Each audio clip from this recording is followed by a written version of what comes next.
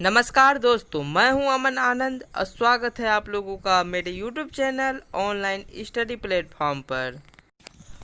दोस्तों, आज हम लोग बात करने जा रहे हैं प्रोनाउन सर्वनाम के बारे में। तो चलिए स्टार्ट करते हैं। डिफिनेशन ऑफ प्रोनाउन, सर्वनाम की परिभाषा। A word used instead of a noun is called a pronoun. अर्थात संज्ञा के स्थान पर प्रयुक्त शब्द को सर्वनाम कहते हैं।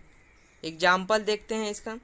आई, we, you, he, she, it, they etcetera, ये सारे जो हैं प्रोनाउन के एग्जाम्पल हैं। आइए एक सेंटेंस लेकर समझने का प्रयास करते हैं। Ravi is my friend. Ravi is absent today because Ravi is ill. दोस्तों, हम लोग रवि के बारे में बात कर रहे हैं, परंतु रवि का नाम बार बार बोलना पड़ रहा है, जिसके कारण सेंटेंस थोड़ी लेंदी हो जाती है। इसी सेंटेंस को हम लोग इस तरह से भी देखते हैं। Ravi is my friend, he is absent today because he is ill. अब ये सेंटेंस थोड़ी सुनने में अच्छी लग रही है, तो हम लोगों ने यहाँ पे रवि को हटाकर ही का प्रयोग किए हैं, इसलिए यहाँ पे ही जो है प्रोनाउन हो जाएगा, क्योंकि नाउन रवि को हटाकर हम लोगों ने ही प्रोनाउन को जोड़ा। दोस्तों, अगर वीडियो पसंद आ रही हो तो लाइक जरूर करें। आगे देखते हैं। काइंड्स टाइप्स ऑफ प्रोनाउन, सर्वनाम के भेद या प्रकार। Generally there are 9 types of pronoun. आमतौर पर सर्वनाम के 9 भेद होते हैं या प्रकार। पहला, पर्सनल प्रोनाउन। इसको हम लोगों ने 3 भागों में बांटा है। पहला सब्जेक्टिव प्रोनाउन, दूसरा ऑब्जेक्टिव प्रोनाउन, तीसरा पॉजेसिव प्रोनाउन। आगे देखते हैं। दूसरा नंबर रिफ्लेक्सिव प्रोनाउन, तीसरा एम्फेटिक प्रोनाउन, चौथा डेमोन्स्ट्रेटिव प्रोनाउन। आइए हम लोग इन सभी का हिंदी भी जान लेते हैं। पहला पर्सनल प्रोनाउन का हो जाएगा पुरुषवाचक सर्वनाम। सब्जेक्टिव प्रोनाउन व्यक्तिपरक सर्वनाम। ऑब्जेक्टिव प्रोनाउन का उद्देश्यवाचक सर्वनाम। पोसेसिव प्रोनाउन का अधिकारवाचक सर्वनाम। रिफ्लेक्सिव प्रोनाउन का निजवाचक सर्वनाम। एम्फेटिक प्रोनाउन का दृढ़तावाचक सर्वनाम। डेमोन्स्ट्रेटिव प्रोनाउन का निश्चयवाचक सर्वनाम। आगे देखते हैं। 5वां नंबर इंडेफिनिट प्रोनाउन, अनिश्चयवाचक सर्वनाम। डिस्ट्रीब्यूटिव प्रोनाउन, वितरणवाचक सर्वनाम। रेसिप्रोकल प्रोनाउन, परस्परवाचक सर्वनाम। इंट्रोगेटिव प्रोनाउन, प्रश्नवाचक सर्वनाम। रिलेटिव प्रोनाउन, संबंधवाचक सर्वनाम। दोस्तों, वीडियो ज़्यादा लंबी ना हो जाए, इसलिए वीडियो थोड़ा स्पीड में रहती है। आप लोग इसे पुश करके समझ सकते हैं अच्छी तरह से। आइए इन सभी को डिटेल्स में देखते हैं। पहला नंबर पर्सनल प्रोनाउन, पुरुषवाचक सर्वनाम। Those pronoun which are used in place of first person, second person and third person are called personal pronoun. अर्थात वे सर्वनाम जो उत्तम पुरुष, मध्यम पुरुष और अन्य पुरुष के स्थान पर उपयोग किए जाते हैं, उन्हें पुरुषवाचक सर्वनाम कहा जाता है। आइए इसके एग्जाम्पल देखते हैं। I, me, mine, you, we, us, he, she, it, ours, them, his, her etcetera, ये सारे जो है पर्सनल प्रोनाउन के एग्जाम्पल हैं। इन सभी को हम लोग एक चार्ट के द्वारा समझने का प्रयास करेंगे। वाक्यों में जिनका उपयोग सब्जेक्ट के तौर पे होता है उसे हम सब्जेक्टिव प्रोनाउन कहते हैं। इसमें फर्स्ट पर्सन में सिंगुलर में आई, प्लूरल नंबर में वी, सेकेंड पर्सन में यू, उसी तरह प्लूरल में यू, सिंगुलर में फिर थर्ड पर्सन में ही, सी, इट, प्लूरल नंबर में दे। और वाक्यों में जिनका उपयोग ऑब्जेक्ट के तौर पे होता है उसे हम लोग ऑब्जेक्टिव प्रोनाउन कहते हैं। इसका एग्जाम्पल देख लेते हैं। फर्स्ट पर्सन में सिंगुलर नंबर में मी, प्लूरल नंबर में अस, उसी तरह से सेकेंड पर्सन में सिंगुलर प्लूरल दोनों में यू, थर्ड पर्सन में सिंगुलर में him, her, it, plural number में देम हो जाएगा। पॉजेसिव प्रोनाउन में अधिकार का बोध होता है। इसमें जैसे सिंगुलर नंबर में हो जाएगा फर्स्ट पर्सन में माइन, प्लूरल नंबर में आवर्स, और सेकेंड पर्सन में हो जाएगा सिंगुलर और प्लूरल दोनों में योर्स, और थर्ड पर्सन में हो जाएगा सिंगुलर में हिज, हर, और प्लूरल नंबर में देयर्स। पॉजेसिव प्रोनाउन को हम लोग अभी डिटेल्स में देखेंगे। दोस्तों, अगर वीडियो से कुछ सहायता मिल रही होगी तो प्लीज लाइक जरूर कर दें। पॉजेसिव प्रोनाउन, इसको हिंदी में हम लोग अधिकारवाचक सर्वनाम कहते हैं। Possessive pronoun show possession of their respective person. अर्थात अधिकारवाचक सर्वनाम उनके संबंधित व्यक्ति के अधिकार को दर्शाता है। एग्जाम्पल देखते हैं हम लोग अभी। इसका एग्जाम्पल हो जाएगा माइन, आवर्स, योर्स, हिज, हर, देयर्स एटसेट्रा। दोस्तों यहाँ पे माई, आर, योर ये सारे जो हैं प्रोनाउन नहीं हैं। क्यों नहीं है इसको हम लोग अभी डिटेल्स में देखेंगे। नोट देखते हैं। My, our, your, their, its, his, her, these are all positive adjective. ये सारे जो हैं एडजेक्टिव हैं। आइए पहले हम लोग एडजेक्टिव को समझ लेते हैं।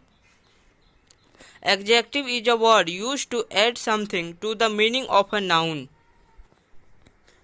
अर्थात विशेषण एक शब्द है जिसका उपयोग संज्ञा के अर्थ में कुछ जोड़ने के लिए किया जाता है। इसको हम लोग अच्छी तरह से समझने के लिए अभी सेंटेंस का यूज करेंगे। पहला sentence, this is my pen, यह मेरी कलम है। यहाँ पे माई के बाद नाउन आ गया जो पेन है। यहाँ पे पेन की विशेषता बता रहा है या अर्थ बता रहा है कि यह मेरा पेन है, एक वाक्य को पूर्ण कर रहा है। इसलिए पेन जो है नाउन है और माई प्रोनाउन नहीं है बल्कि यह एडजेक्टिव है। दूसरा sentence, this is your book, यह तुम्हारी किताब है। यहाँ पर भी देखिए योर के बाद एक नाउन आ गया जो बुक। यहाँ पे बुक का ये विशेषता बता रहा है कि यह तुम्हारी किताब है, जो कि ये अर्थपूर्ण वाक्य बना रहा है। इसलिए यहाँ पे बुक जो है नाउन है और योर जो है एडजेक्टिव है। इसको हम लोग प्रोनाउन नहीं बोल सकते हैं। इसी सेंटेंस को हम लोग इस तरह से देखते हैं, दिस पेन इज माइन, यह कलम मेरी है। यहाँ पे माइन के बाद कोई नाउन नहीं आया है। नाउन पेन जो है यहाँ पे माइन से पहले ही यूज कर लिया गया है, इसलिए यहाँ पे माइन जो है प्रोनाउन है। दूसरा सेंटेंस लेते हैं, दिस बुक इज योर्स, यह किताब तुम्हारी है। उसी प्रकार योर्स के बाद कोई नाउन नहीं है। नाउन बुक जो है वो पहले ही यूज कर लिया गया है, इसलिए यहाँ पे जो है बुक नाउन है और योर्स प्रोनाउन है।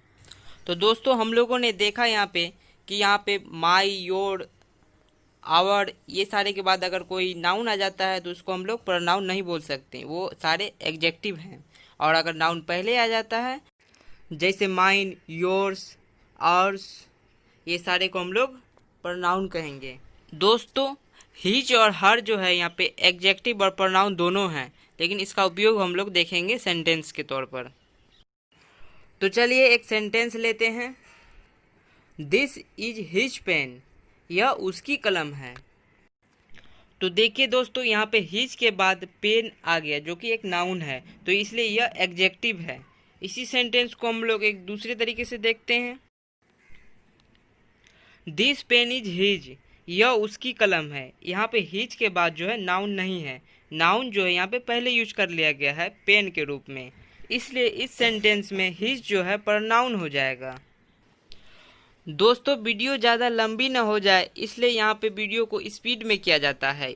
आपको अगर समझने में थोड़ी दिक्कत हो रही है तो आप इसको पुश करके देख सकते हैं, समझ सकते हैं। इसी तरह हम लोग हर का भी यूज करके अभी देखेंगे। दिस इज हर बुक, यह उसकी किताब है। देखिए यहाँ पे उसी प्रकार बुक जो है नाउन हर के बाद है, इसलिए यहाँ पे हर जो है एडजेक्टिव हो जाएगा। इसी सेंटेंस को हम इस प्रकार से देखते हैं, दिस बुक इज हर्स, यह किताब उसकी है। यहाँ पे हर्स के बाद जो है नाउन नहीं है, इसलिए यहाँ पे हर्स जो है पॉजिटिव प्रोनाउन हो जाएगा। दोस्तों यहाँ पे दिस बुक इज हर हम लोग नहीं यूज कर सकते हैं क्योंकि हर का उपयोग जो है ऑब्जेक्टिव प्रोनाउन में होता है। एक सेंटेंस लेते हैं, आई नो हर, मैं उसे जानता हूँ। यहाँ पे हर जो है ऑब्जेक्टिव प्रोनाउन है। अब हम लोग आगे देखेंगे। दूसरा नंबर रिफ्लेक्सिव प्रोनाउन, इसको हिंदी में हम लोग निजवाचक सर्वनाम कहते हैं। It represent the action perform by the subject is on the subject itself. अर्थात अगर सब्जेक्ट कोई काम कर रहा है तो उसका रिएक्शन भी सब्जेक्ट के ऊपर होना निजवाचक सर्वनाम रिफ्लेक्सिव प्रोनाउन कहलाता है। आइए इसके कुछ नोट देख लेते हैं सेल्फ एंड सेल्फ्स के बारे में। Self is added to my, your, him, her, it. Self को my, your, him, her, it के साथ जोड़ा जाता है। इसको जोड़ने के बाद हो जाता है my self, your self, him self, her self और इट सेल्फ। इसी प्रकार हम लोग सेल्फ्स के बारे में जानेंगे। सेल्फ्स इज एडेड टू और देम, योर, अर्थात सेल्फ्स को जो है आर, देम, योर के साथ जोड़ा जाता है। तो इसको जोड़ने के बाद हो जाएगा और सेल्फ्स, देम सेल्फ्स, योर सेल्फ्स। दोस्तों आप लोगों ने यहाँ पे गौर किए होंगे कि यहाँ पे माई, योर, हिम, हर, इट ये सारे जो है सिंगुलर नंबर के साथ सेल्फ का यूज किया गया है, और आर, देम, योर के साथ जो है सेल्फ्स का यूज किया गया है। ऐसा इसलिए किया गया है क्योंकि सेल्फ जो है सिंगुलर नंबर में है, और इसको चेंज करने के लिए हम लोगों ने नियम पढ़ा था नंबर लेक्चर में कि एफ के जगह पे VES लगाया जाता है, इसलिए यहाँ पे एफ हटाकर VES जोड़ा गया है, इसलिए यहाँ पे ये सेल्फ्स हो गया है। इसको अच्छी तरह से समझने के लिए हम लोग एग्जाम्पल सेंटेंस लेते हैं। I can help my self, अर्थात मैं अपनी मदद स्वयं कर सकता या सकती हूँ। यहाँ पे आई सब्जेक्ट जो वर्क कर रहा है इसका रिएक्शन भी स्वयं पर जा रहा है, यानी आई सब्जेक्ट पर ही हो रहा है कि मैं अपनी मदद स्वयं कर सकता हूँ, यानी कि मैं अपने आप अपनी मदद कर लूँगा, इसलिए माई सेल्फ जो है रिफ्लेक्सिव प्रोनाउन है। दूसरा सेंटेंस लेते हैं, you can help your self, तुम अपनी मदद खुद कर सकते हो। इस सेंटेंस में भी यू सब्जेक्ट जो है, यहाँ पे जो वर्क हो रहा है इसका रिएक्शन भी स्वयं सब्जेक्ट पर ही आ रहा है, और अगर एक से अधिक व्यक्ति हो तो यहाँ पे हम लोग बोलेंगे you can help your selfs, तुम लोग अपनी मदद खुद कर सकते हो। इसमें भी उसी प्रकार वर्क का जो रिएक्शन हो रहा है सब्जेक्ट पर ही पड़ रहा है, इसलिए यहाँ पर योर सेल्फ और योर सेल्फ्स जो है रिफ्लेक्सिव प्रोनाउन हो जाएगा।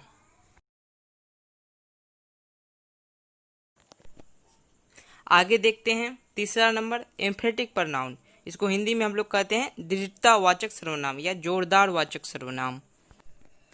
N emphatic pronoun is that which is used to give emphasis to the subject of the sentence, अर्थात दृढ़तावाचक सर्वनाम वह होता है जिसका उपयोग वाक्य के विषय पर बल देने के लिए किया जाता है। चलिए दोस्तों आगे देखते हैं इसके कुछ नियम। सेल्फ एंड सेल्फ्स के बारे में। Self is added to my, your, him, her, it ये सारे के साथ सेल्फ का यूज किया जाता है। उसके बाद हम लोग देखेंगे सेल्फ्स को। Self is added to our, them, your ये सारे के साथ सेल्फ का यूज किया जाता है। कुछ सेंटेंस लेके समझते हैं। You can do it your self, अर्थात तुम यह खुद कर सकते हो। इसमें भी दोस्तों देखिए यहाँ पे वर्क जो हो रहा है इसका रिएक्शन भी सब्जेक्ट यू के ऊपर ही हो रहा है, इसलिए यहाँ पर योर सेल्फ जो है एम्फेटिक प्रोनाउन है। दोस्तों आप लोगों को डाउट हो गया होगा क्योंकि रिफ्लेक्सिव और एम्फेटिक सेम लग रहा है, इसलिए अभी हम लोग इसके बीच के डिफरेंस को देखेंगे। Difference between reflexive pronoun and emphatic pronoun example के द्वारा समझते हैं। ही किल्ड हिमसेल्फ, उसने खुद को मार डाला। यहाँ पे दोस्तों अगर हम लोग हिमसेल्फ को छुपा देते हैं तो यहाँ पे हो जाएगा ही किल्ड, उसने मार डाला। ये क्लियर नहीं हो रहा है कि किसको मार डाला, इसलिए यहाँ पे हिमसेल्फ लगाना अति आवश्यक है ताकि वो पता चले कि उसने खुद को मार डाला। इसलिए यहाँ पर जो हिमसेल्फ जो है रिफ्लेक्सिव प्रोनाउन है। दूसरा सेंटेंस लेके देखते हैं। He killed the tiger himself, यहाँ पे जो है उसने बाघ को खुद मारा, ये बता रहा है कि मैंने बाघ को खुद मारा। यहाँ पे अगर हम लोग हिमसेल्फ को हटा देते हैं तो हो जाएगा ही किल्ड द टाइगर, उसने बाघ को मारा। यहाँ पे क्लियर हो रहा है कि उसने ही मारा, यहाँ पे बताने की आवश्यकता नहीं है। यहाँ पे हिमसेल्फ इसलिए लगा दिया जाता है ताकि वाक्य थोड़ा जोरदार बने, जैसे कि वो बाघ को खुद मारा, स्वयं मारा, तो सुनने में वेट लग रहा है, इसलिए यहाँ पर हिमसेल्फ जो है एम्फेटिक प्रोनाउन है। तो दोस्तों आप लोग बहुत अच्छी तरह से समझ गए होंगे कि रिफ्लेक्सिव प्रोनाउन और एम्फेटिक प्रोनाउन में क्या डिफरेंस है। आगे चौथा नंबर डेमोन्स्ट्रेटिव प्रोनाउन। इसको हिंदी में कहते हैं निश्चयवाचक सर्वनाम या संकेतवाचक सर्वनाम। The pronoun that is used two point out the object slash objects is called a demonstrative pronoun, अर्थात जिस सर्वनाम का उपयोग वस्तु को इंगित करने के लिए किया जाता है उसे निश्चयवाचक सर्वनाम कहा जाता है। दोस्तों अगर वीडियो से हेल्प मिल रही है तो लाइक जरूर करें। इसके एग्जाम्पल देखते हैं, this, that, these, those, etcetera. आइए देखते हैं इन सभी का यूज हम लोग कहाँ पे करते हैं। अगर वस्तु सिंगुलर हो और वो नज़दीक में हो तो हम लोग यूज करेंगे दिस, और अगर वो दूर में हो तो यूज करेंगे दैट। अगर वस्तु प्लूरल नंबर में हो यानी कि एक से अधिक हो और वो नज़दीक में हो तो हम लोग यूज करेंगे दीज, और वो अगर वस्तु दूर में हो तो हम लोग यूज करेंगे दोज। सेंटेंस के द्वारा समझते हैं। पहला number, this is a pen, यह एक कलम है यानी कि वो नज़दीक में है इसलिए हम लोग यहाँ पे यूज किए दिस। दूसरा number, that is a book, वह एक किताब है यानी कि वो दूर में है इसलिए हम लोग यहाँ पे यूज किए हैं दैट। अगला एग्जाम्पल देखते हैं, दीज आर बॉयज, ये लड़के हैं यानी कि प्लूरल नंबर में है, बहुत सारे लड़के हैं और वो नज़दीक में है तो हम लोग यूज किए हैं दीज। आगे, दोज आर गर्ल्स, वे लड़कियां हैं यानी दूर में है वो सारी लड़कियां इसलिए हम लोग यहाँ पे यूज किए हैं दोज। इन सभी को एडजेक्टिव के रूप में देखते हैं। दिस पेन इज माइन, यह कलम मेरा है। दूसरा, दैट बुक इज हर्स, वो किताब उसकी है। दीज बुक्स आर योर्स, ये किताबें तुम्हारी है। दोज काउस आर देयर्स, वे गाय उनकी है। दोस्तों यहाँ पे दिस, दैट, दीज, दोज के बाद जो है नाउन आ गया है, पेन, बुक, काउ, ये सारे जो है नाउन आ गए हैं, इसलिए यहाँ पे ये सभी दिस, दैट, दीज, दोज ये सारे जो हैं डेमोन्स्ट्रेटिव एडजेक्टिव हैं, न कि डेमोन्स्ट्रेटिव प्रोनाउन। आगे देखते हैं हम लोग। पांचवा नंबर, इंडेफिनिट प्रोनाउन, इसको हिंदी में हम लोग कहते हैं अनिश्चयवाचक सर्वनाम। इंडेफिनिट प्रोनाउन और which pronoun that refers to unspecified things, people, place, etcetera. अर्थात अनिश्चयवाचक सर्वनाम वे सर्वनाम होते हैं जो अनिर्दिष्ट चीजों, लोगों या स्थान को संदर्भित करते हैं। एग्जाम्पल देखते हैं, all, anyone, anybody, no one, none, something, someone, etcetera. ये सारे जो हैं इंडेफिनिट प्रोनाउन के एग्जाम्पल हैं। इन सभी से सेंटेंस बना के देखते हैं। पहला number, somebody has stolen my book, किसी ने मेरी किताब चुरा ली है। दूसरा, सम आर गुड, कुछ अच्छे हैं। तीसरा, एनीबडी कैन डू इट, कोई भी यह कर सकता है। दोस्तों इन सभी सेंटेंस में कोई एग्जैक्ट पता नहीं है किसी के बारे में, इसलिए यहाँ पे समबडी, सम, एनीबडी ये सारे जो हैं इंडेफिनिट प्रोनाउन हैं। इसमें भी एग्जेक्टिव वाली सेंटेंस देख लेते हैं। सम बॉयज आर गुड, कुछ लड़के अच्छे हैं। दूसरा, ऑल बॉयज आर रेडी, सभी लड़के तैयार हैं। दोस्तों इस सेंटेंस में भी सम और ऑल के बाद जो है यहाँ पे नाउन आ गया है बॉय, इसलिए यहाँ पे सम और ऑल जो है एडजेक्टिव हो जाएंगे। आप लोग इसी तरह से सेंटेंस बनाने का प्रयास कीजिएगा। अगला टाइप देखते हैं। छठा नंबर, डिस्ट्रीब्यूटिव प्रोनाउन, इसको हिंदी में हम लोग कहते हैं वितरणवाचक सर्वनाम।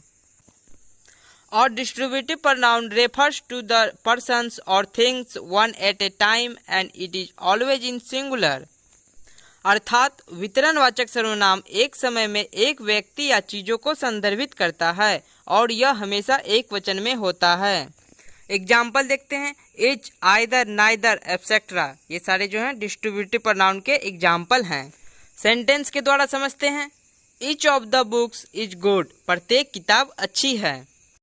दूसरा, either of you is guilty, तुम दोनों में से कोई एक दोषी हो। तीसरा, neither of you is guilty, तुम दोनों में से कोई दोषी नहीं हो। दोस्तों आप लोग यहाँ पे गौर किए होंगे कि बुक्स और यू के बाद इच का प्रयोग किया गया है, आर का प्रयोग नहीं किया गया है। ऐसा इसलिए नहीं किया गया है क्योंकि इन सभी सेंटेंस में जो है एक बार में एक ही व्यक्ति या वस्तु के बारे में बात हो रही है। जैसे प्रत्येक किताब अच्छी है यानी कि ये वाली किताब भी अच्छी है, ये किताब भी अच्छी है और ये किताब भी अच्छी है। एडजेक्टिव के रूप में देखते हैं। ईच बुक इज गुड, प्रत्येक किताब अच्छी है। दूसरा, आइदर बुक इज गुड, दोनों किताब अच्छी है। तीसरा, नाइदर बुक इज गुड, दोनों में से कोई किताब अच्छी नहीं है। दोस्तों यहाँ भी इच, आइदर और नाइदर के बाद जो है बुक नाउन आ गया है, इसलिए यहाँ पे इच, आइदर, नाइदर जो है डिस्ट्रीब्यूटिव एडजेक्टिव है, न कि डिस्ट्रीब्यूटिव प्रोनाउन। अगला टाइप 7वां नंबर, रेसिप्रोकल प्रोनाउन, इसको हिंदी में कहते हैं परस्परवाचक सर्वनाम। और reciprocal pronoun is used to express a mutual action और रिलेशनशिप। अर्थात परस्परवाचक सर्वनाम का उपयोग आपसी क्रिया या संबंध को व्यक्त करने के लिए किया जाता है। इसके एग्जाम्पल हैं ईच अदर, वन अनदर। इसको अच्छी तरह से समझने के लिए अभी सेंटेंस का प्रयोग करते हैं। पहला, Ram and Sita love each other, यानी कि राम और सीता एक दूसरे से प्यार करते हैं। दूसरा, Ravi, Gopal and Ajay are abusing one another, यानी कि रवि, गोपाल और अजय जो है एक दूसरे को गालियां दे रहे हैं। इन दोनों सेंटेंस में जो है आपसी संबंध का बोध हो रहा है, इसलिए यहाँ पे ईच अदर और वन अनदर जो है रेसिप्रोकल प्रोनाउन है। आगे देखते हैं 8वां नंबर, इंट्रोगेटिव प्रोनाउन। इसको हिंदी में हम लोग कहते हैं प्रश्नवाचक सर्वनाम।